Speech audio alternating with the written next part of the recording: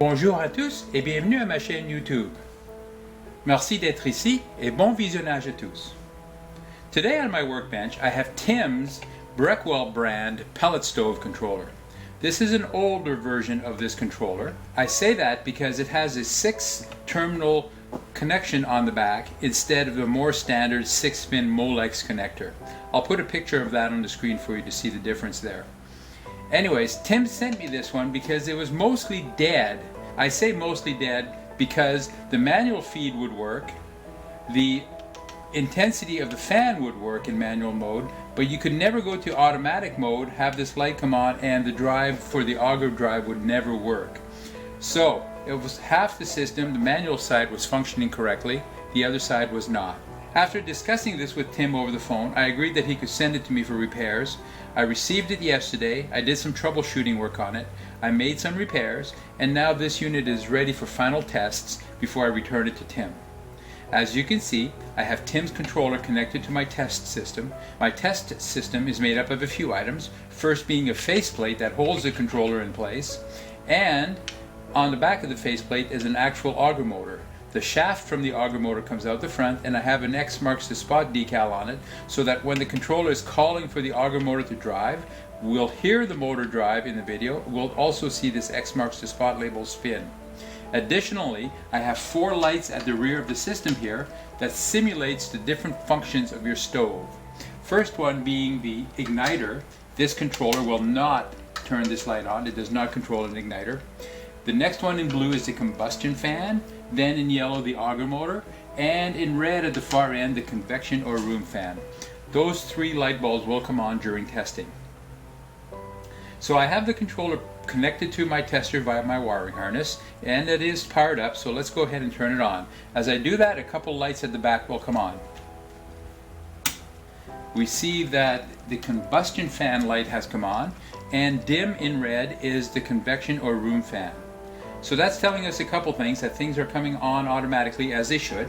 As I rotate through the B, C, D, E, and max positions, we can see the intensity of the convection room fan change.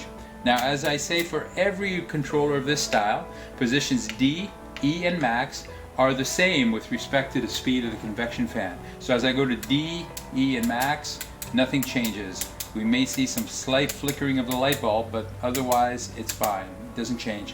If I go down to C, the intensity drops a little bit, B, and low.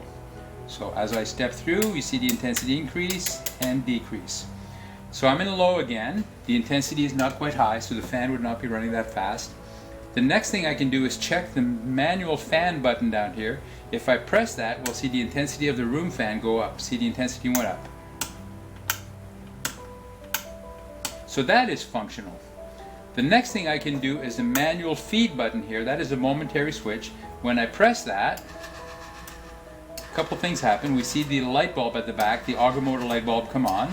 We hear the auger motor spin, and we see the X marks the spot decal spin. See that? So that is all functional. So all those things were functional before Tim sent me the controller.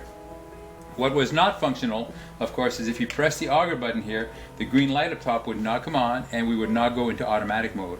So let's do that now. I press the button, we see the green light has come on, we're in low position, so that has started a timer inside the controller, and that timer will determine when and for how long the auger motor will drive next. So let's wait for that first short burst cycle of the auger motor to come on. It'll be very short. It's typically about 20-25 seconds on these controllers for the first cycle to happen.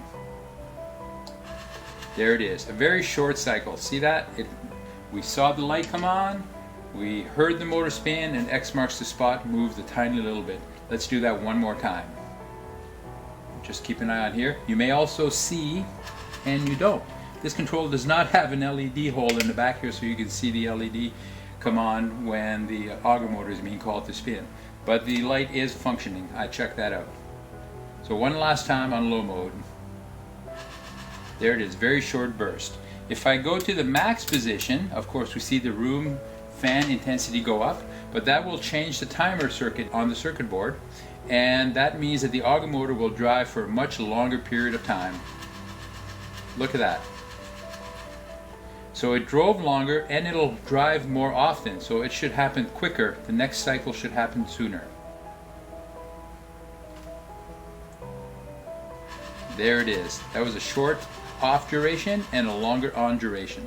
So that is functioning. So if I go back to low, we see the convection or room fan has changed, and we'll see that the auger motor is back to just driving short little bursts. There it is. We'll go back to max one last time and we'll watch for the long burst to happen.